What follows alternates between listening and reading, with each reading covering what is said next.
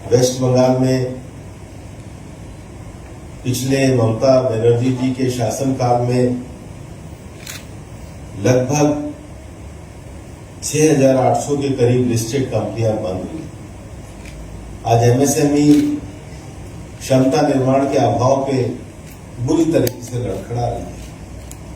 मैं मानता हूं कि केंद्र सरकार के जो एमएसएमई के ग्रोथ का जो विषय है, इससे पश्चिम बंगाल में जो 89 लाख एमएसएमई की पंजीकृत इकाइयां हैं, वो अगर अपने निर्धारित मानदंडों को पूरा करेंगी तो उनको इसके ग्रोथ फंड का लाभ मिलेगा। बजट में जो नेशनल फाइबर योजना की घोषणा की गई है, जिसका उद्देश्य प्राकृतिक रेशों सहित फाइबर क्षेत्र में आत्मनिर्भरता करनी है। आज पश्चिम बंगाल 80% जूट का उत्पादन करता है, 2.5 से 3 लाख लोगों को रोजगार मिलता है। इससे उनको लक्षित सहायता, उत्पादन और आय में वृद्धि करने का लाभ मिलेगा। टेक्सटाइल और रोजगार का जो पारंपरिक क्लस्टर को आधुनिक मशीनरी और टेक्नोलॉजिकल अपग्रेडेशन के लिए भी वित्तीय सहायता का बजट में प्रावधान किया गया है। इससे निर्यात बढ़ाने में और हमारे जो कारीगर हैं उनको भी अपनी क्षमताओं को बढ़ाने का लाभ मिलेगा।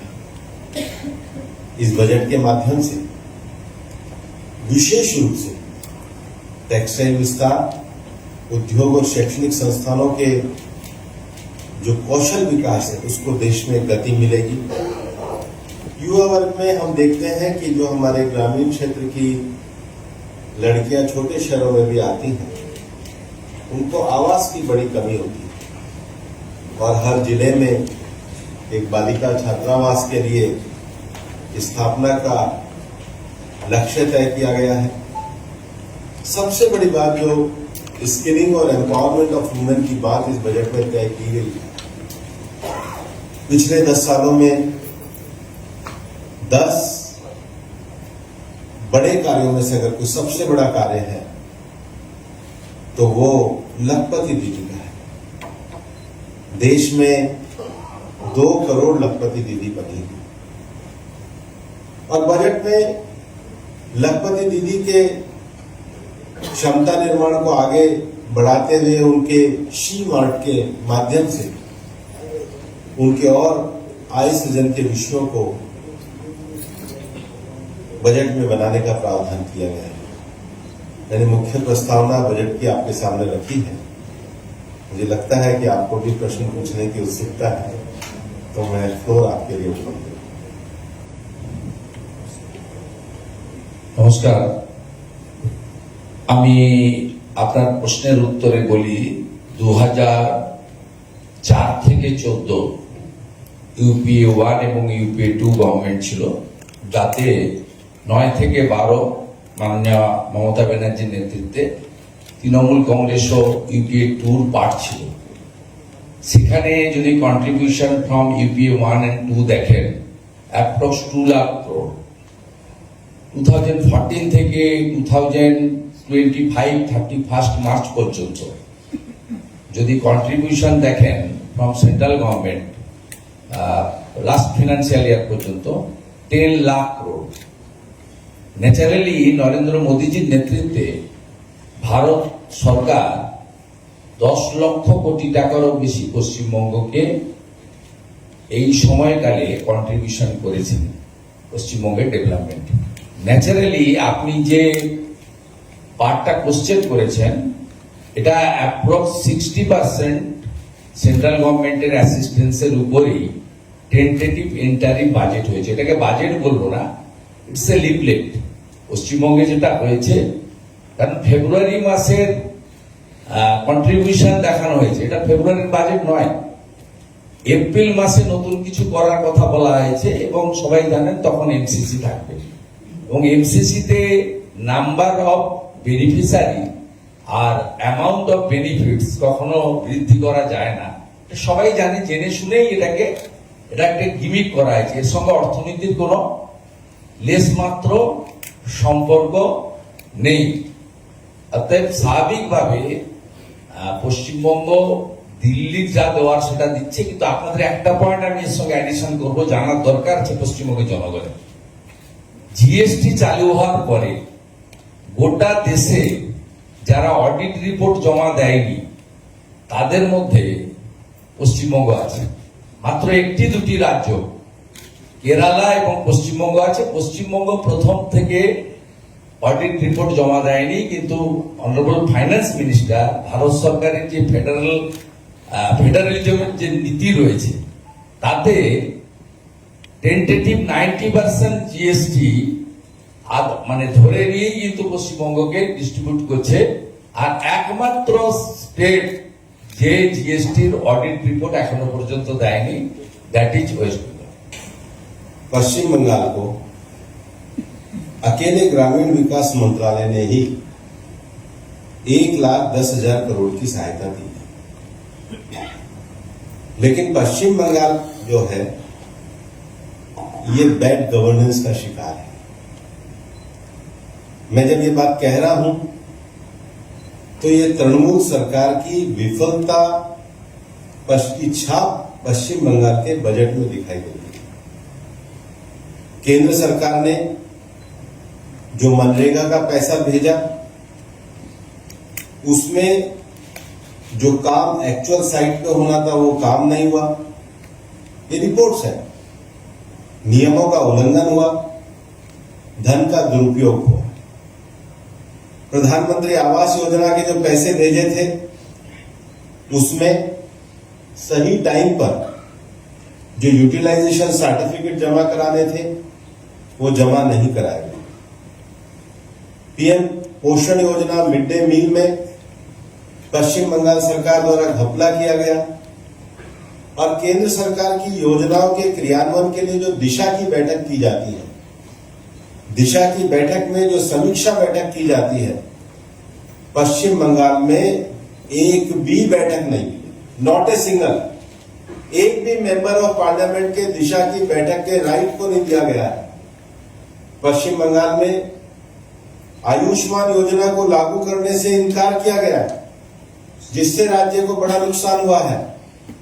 पश्चिम बंगाल में पीएम किसान योजना के क्रियान्वयन को 2 वर्ष देर किया गया है, जिसका नुकसान पश्चिम बंगाल के हमारे जो किसानों को मिल सकता था वो नहीं हुआ है।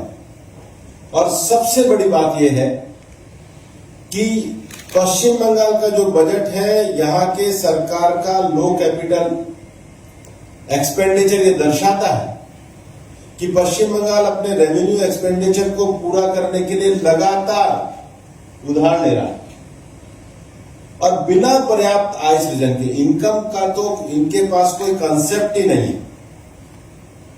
हम जहां कल के भारत का निर्माण कर रहे हैं वहां ये करेक्ट टीएमसी की सरकार पश्चिम बंगाल के भविष्य को इतने खराब तरीके से गिरवी रख रही है। और मैं तो कहता हूं ये इनका आखिरी बजट है, ये इनका विदाई पत्र है, ये इनका बजट नहीं, इनका फेयरवेल का लेटर है जो पश्चिम बंगाल की दुर्दशा करके जा रहे हैं। और बजट का एलोकेशन कैसा है कि ये तो वो जगह है जहां पर सत्येंद्रनाथ बोस और जगदीश चंद्र बोस जैसे महान वैज्ञानिक थे। यहां पर मदरसों की शिक्षा का बजट 5,713 करोड़ रुपया, साइंस और टेक्नोलॉजी का 82 करोड़ रुपया। जहां रोजगार मिलते हैं उद्योग, वहां का बजट मेरे को लगता है 1,400 करोड़ रुपया। और हमारा जो उत्तर बंगाल का हिस्सा है जिसमें 3 करोड़ की आबादी रहती है, वहां 910 करोड़ रुपया। और मेरे को तो ये भी कहना है कि आप मदरसों का भी क्या डिजिटलाइजेशन कर रहे हैं? आप तो ऐसा कुछ नहीं कर रहे हैं, आप तो पैसा बांटने पे तुले हुए हैं। और देश में हमने जो सक्सेसफुल तरीके से चाहे लाडली बहना योजना चलाई हो मध्य प्रदेश में, चाहे लाडली लड़की योजना चलाई हो, चाहे छत्तीसगढ़ में माताहारी योजना चलाई हो, चाहे बिहार में चलाई हो, वहां पर महिलाओं को पैसा तो दे दें, लेकिन उसके बाद बिहार में उनका अगर वैल्यू अच्छा होगा तो 2 लाख रुपए उनको उद्योग खड़ा करने के लिए दे रहे हैं। यह तो अपना ऐसा है नहीं भाई। आज हमारे टेक्सटाइल में, इन चीजों में, हमारी ग्रामीण क्षेत्र में महिलाओं की जो स्थानीय टेक्सटाइल की क्षमता है, उसको विकास करने का कंसेप्ट कहां है? नीचे तक इंफ्रास्ट्रक्चर को ले जाने का कंसेप्ट कहां है? कैपिटल एक्सपेंडिचर पे आपका तरीका क्या है? इसमें तो आप पूरी तरीके से विफल हो और दूसरों को दोष देने से काम नहीं चलता है, अपने अंदर झांकना होता है। खैर, इन्होंने जो करना था कर लिया, अब इनका विदाई का समय आया है तो इनका एक विदाई कर दिया। इस सरकार ने तो सबसे बड़ा रिफॉर्म ही जीएसटी कर दिया। देश में जो 10 तरह के इनडायरेक्ट टैक्स लगते थे उनको खत्म करके और एक जीएसटी का निर्माण किया है। अब जीएसटी के बारे में अगर उनकी जानकारी कम है तो ये मेरा दोष नहीं है। और ये तो एसडीआरएफ में तो उत्तर बंगाल में शुभेंदु जी ने बहुत अच्छा विषय रखा है, एक बार इनको और स्पष्ट कर दो। आप तो कई बार बताया। তৃণমূলের নেতারা অনেক সময় বলেন যে মুখ্যমন্ত্রীকে ফোন করতে হবে, নইলে কিন্তু বাড়ি টাড়ি পাবেন না। বিশেষ করে হিন্দু ভোটারদেরকে বলে। রিসেন্টলি একজন এমওএস মালদার তিনি প্রকাশ্যে হিন্দু মহিলাদের বলেছেন যে আপনারা বিজেপিকে ভোট দেন, ওই ইগোটিগো রাখলে হবে না, মুখ্যমন্ত্রীকে ফোন করতে হবে, তারপরে আপনারা বাড়ি টাড়ি ভাতা টাতা ইত্যাদি পাবেন। আমি আপনাদের মাধ্যমে পশ্চিমবঙ্গের জনগণকে জানাচ্ছি, মাননীয় প্রধানমন্ত্রীকে একবারও ফোন করতে হয়নি এবং পশ্চিমবঙ্গে 7 কোটি লোক প্রধানমন্ত্রী অন্ন সুরক্ষা যোজনাতে রেশন পাচ্ছে। পশ্চিমবঙ্গে স্বচ্ছ ভারতের অন্তর্গত 72 লক্ষ শৌচালয়ের ইউনিট প্রধানমন্ত্রী দিয়েছেন, পশ্চিমবঙ্গে ভারত সরকার দিয়েছেন, কাউকে ফোন করতে হয়নি। উজালা গ্যাস গোটা দেশে 11 কোটি লোক পেয়েছে, তার মধ্যে সবচেয়ে বিগ বেনিফিশিয়ারি হচ্ছে পশ্চিমবঙ্গ। আমাদের মা বোন দিদিরা 400 টাকা কম মূল্যে গ্যাস পান এবং গ্যাসের কানেকশন স্টোভ ফ্রিতে পেয়েছেন। কত? 1,29 লক্ষ। উল্টো দিকে এই রাজ্যের সরকার উজালা 3-তে 15 লক্ষ আরো মা বোন দিদিকে গ্যাস দেওয়ার প্রভিশন ভারত সরকার করার পরেও রেকমেন্ডেশন পাঠায়নি। পিএম কিষানে, যেটা মাননীয় ভূপেনজি বলেছেন, 2 বছর দেরি করে আমাদের কৃষকদের সর্বনাশ করেছেন আপনারা। এই রাজ্যে নথিভুক্ত কৃষকের সংখ্যা 73 থেকে 74 লক্ষ পরিবার। আপনাদের ভারত সরকার নাম পাঠাতে বলা সত্ত্বেও আপনারা মাত্র 2 দফাতে 54 লক্ষ নাম পাঠিয়েছেন। 6,000 টাকা বছরে 2000 মাননীয় প্রধানমন্ত্রীর 54 লক্ষ। আরো 20 লক্ষ কৃষকের নাম পাঠাননি, যারা মূলত হিন্দু এবং আদিবাসী। ইচ্ছা করে তাদের নাম পাঠাননি, আর 2 বছর পরে দিয়েছেন 54 লক্ষ। কাউকে কিন্তু ফোন করতে হয়নি। আমরা কোনো সবাই গিয়ে বলি না যে আপনারা যদি বিজেপিকে ভোট না দেন তাহলে পিএম কিষান কেড়ে নেব। ওদের এমএলএরা, নেতারা, এমনকি মুখ্যমন্ত্রীও বলেন পিএমওয়াই, প্রধানমন্ত্রী আবাস যোজনা 4 থেকে 14 ইন্দিরা আবাস যোজনা ছিল। দাম ছিল, ইউনিটের রেট ছিল 25,000 টাকা, দিয়েছে 4,600 কোটি টাকা। নরেন্দ্র মোদীজি 14 থেকে 23 সাল পর্যন্ত প্রধানমন্ত্রী আবাস যোজনাতে মোট 30,000 কোটি টাকা দিয়েছে। ইউনিট হচ্ছে 54 লক্ষ। ভূপেনজি দুটো বিন্দু বলেছেন যে ইউটিলাইজেশন প্রপারলি দেওয়া হয়নি ইত্যাদি ইত্যাদি। আমি বলি এই 30 লক্ষ ইউনিটের মধ্যে মোর দ্যান 50% যাদের পাওয়ার কথা নয় তাদেরকে পাইয়ে দিয়েছেন।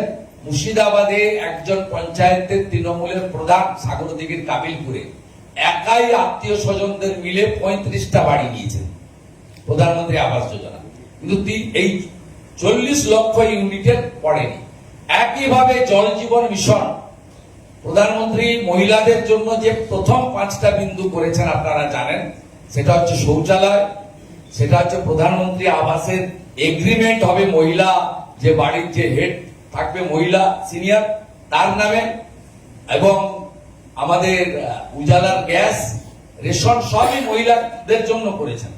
ফাইনালি তিনি চেয়েছিলেন পরিশুদ্ধ পানীয় জল, ওয়েস্ট বেঙ্গলের একটা বড় অংশ আর্সেনিক যুক্ত, যাতে জল জীবন মিশনে প্রপারলি যায়। থাউজেন্ডস অফ ক্রোড় টাকা দেওয়ার পরেও পশ্চিম বাংলার কোন একটি গ্রামেও নলে জল পাওয়া যায় না। এটা পশ্চিমবঙ্গের লোকের জানা দরকার আছে। ममता बनर्जी जी एकमात्र ऐसी मुख्यमंत्री है जो अपने ही राज्य सरकार के कर्मचारियों के खिलाफ केस फाइल करके लड़ रही है। कहीं आज तक कोई मुख्यमंत्री देखा है? पूरे हिंदुस्तान में 7th पे कमीशन लागू हो गया और यहाँ के जो 20 लाख कर्मचारी है वो 6th पे कमीशन के लिए लड़ाई लड़ रहे हैं। अगर Mamata Banerjee supreme court SIR के लिए गई थी तो इनके लिए भी चली जाती, इनके तो वो खिलाफ गई है।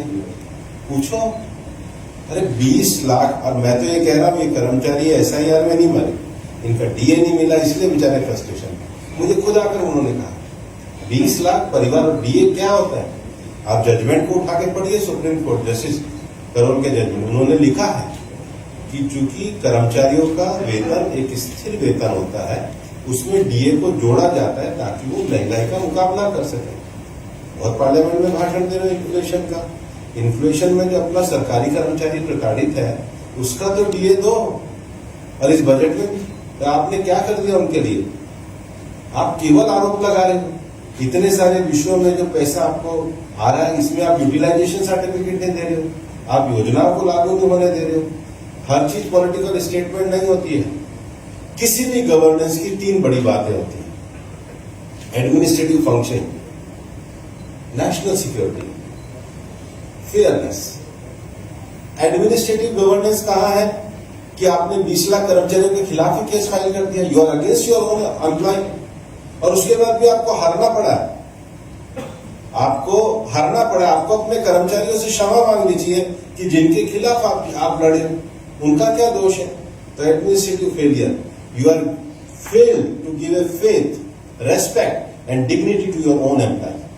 और ये तो सुप्रीम कोर्ट से सही जजमेंट आया है, ये कानूनी रूप से अधिकार छोड़ा। तो failure of administration because you have no faith in your own employees, आप उनके खिलाफ लड़ाई करते हैं और बाकी राज्य जहां जा रहे हैं आप वो तो नहीं कर रहे। दूसरा, नेशनल सिक्योरिटी। पश्चिम बंगाल के एक आर्मी के रिटायर्ड अफसर को पिटीशन फाइल करनी पड़ रही है कि बांग्लादेश से इन्फिल्ट्रेशन के लोग आ रहे हैं, जमीन उपलब्ध है, राज्य सरकार जमीन नहीं उपलब्ध करा रही है। मुझे लगता है शुभेंदु ने इस पर कॉन्फ्रेंस ली है। तो you have fail in your own administration और आप नेशनल सिक्योरिटी से कॉम्प्रोमाइज कर रहे हो। उसके लिए भी कोर्ट को आपको ऑर्डर देना पड़ रहा है। उस कोर्ट के ऑर्डर को आप नहीं मान रहे। उन्होंने 31 मार्च की डेडलाइन उसकी तय कर है। और तीसरा, फेयरनेस।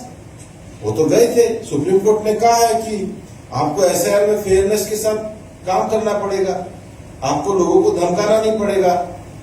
तो आप ना कर्मचारी को सम्मान देने को तैयार हो, ना राष्ट्रीय सुरक्षा के लिए सहयोग करने को तैयार हो।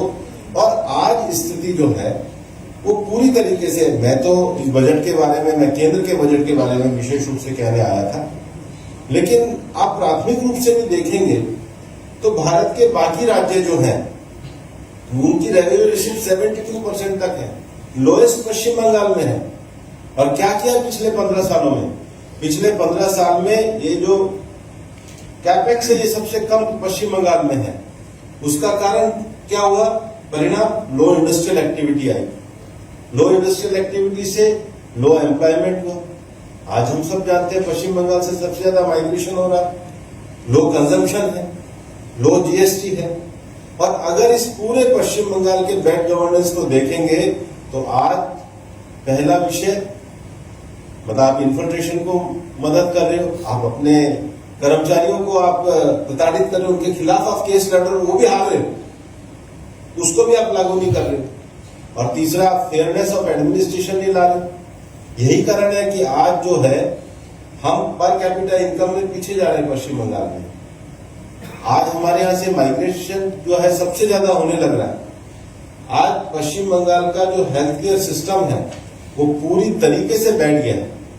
आज जो एजुकेशन सिस्टम है वो पूरी तरीके से कोलैप्स हो रहा है। शिक्षा भर्ती घोटाला तो सबसे बड़ा शिक्षक भर्ती घोटाला यहां पर हुआ। Political killing, political violence, violence against women, violence in election, ये सबसे ज्यादा पश्चिम बंगाल में करने का काम होता है। आज सबसे ज्यादा जो करप्शन है उसको किसी भी प्रकार से चेक नहीं किया जा रहा। और ये तो बता ही दिया है कि जो पॉलिटिक्स ऑफ अपीजमेंट है इज मोर देन साइंस है। साइंस में 82 करोड़ रुपए है और पॉलिटिक्स ऑफ अपीजमेंट में 5,700 करोड़ रुपए है। कोई मुकाबला है? बताओ। इनोवेशन, टेक्नोलॉजी, साइंस, फ्यूचरिस्टिक दुनिया, इंडस्ट्री और प्लस ममता बनर्जी की अपीजमेंट पॉलिटिक्स, इस अनुपात को देखिए क्या अनुपात खड़ा किया। और इसीलिए मैं आपको बहुत विश्वास के साथ पश्चिम बंगाल की जमीन में मैं 5 महीने से घूम रहा हूं। इनका तो घोषणा पत्र, ये विदाई पत्र है, एक विजन पेपर होना चाहिए।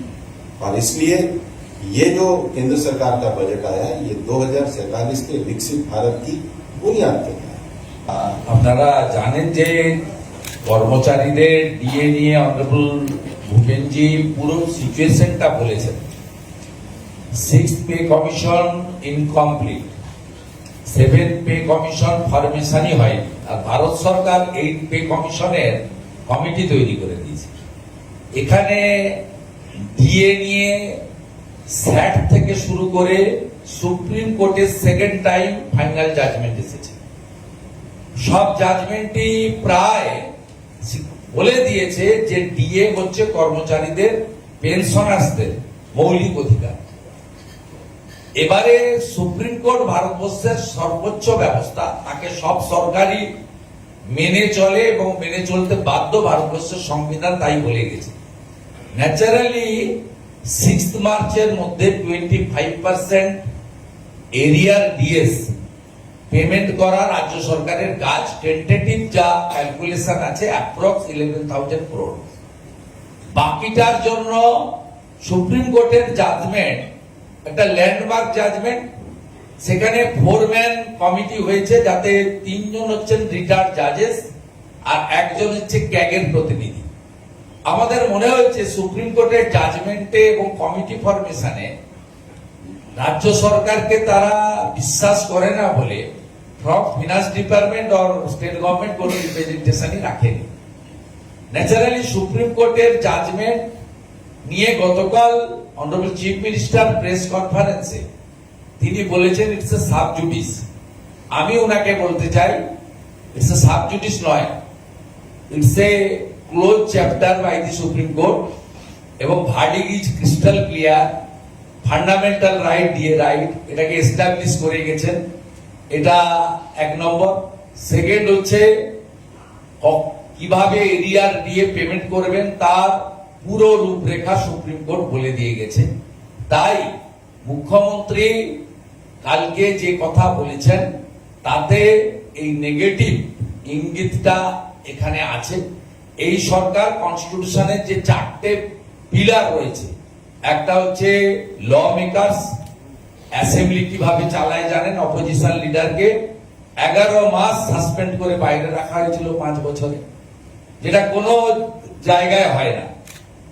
সেকেন্ড থিং হচ্ছে ব্যুরোক্র্যাটসদের কি অবস্থা আপনারা জানেন। থার্ড হচ্ছে